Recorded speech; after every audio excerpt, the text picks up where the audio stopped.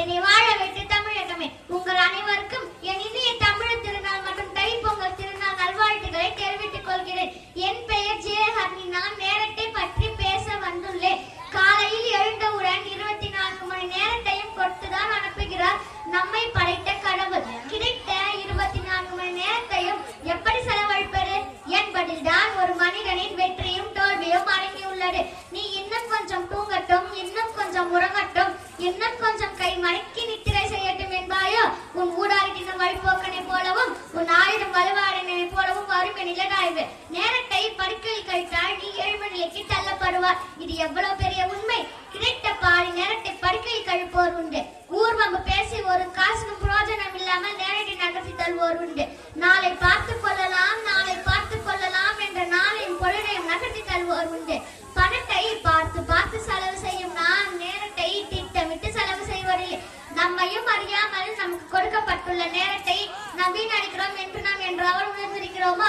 கைபேசியோடும் தொலைக்காட்சியோடும் கணினியோடும் என்று கிடைத்த நேரத்தை கூறு போட்டு கொடுத்து விட்டு நேரமில்லை நேரமில்லை என்று நம்மை ஏமாற்றிக் கொள்கிறோம்.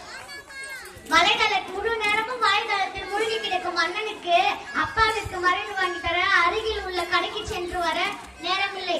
பேஸ்புக்கில் லைக்குக்காக தவம் இருக்கும் தந்தைக்கு அம்மாவிற்கு உதவி செய்து லைக் வாங்க மனமில்லை.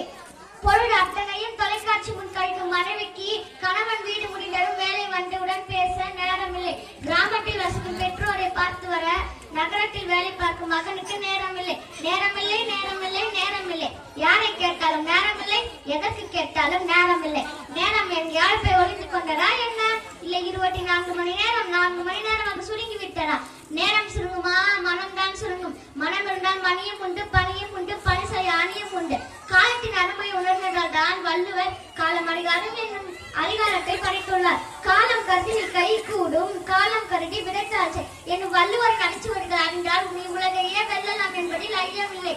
கடின உழைப்பு, தெய்வ பயம், விடாமுயற்சி ஆகிய ஒன்றோடு காலத்தையும் சேர்த்து வந்தால் மனிதன் நீ மண்ணையும் ஆளலாம், விண்ணையும் ஆளலாம் என்று வாய்ப்புக்கு விடை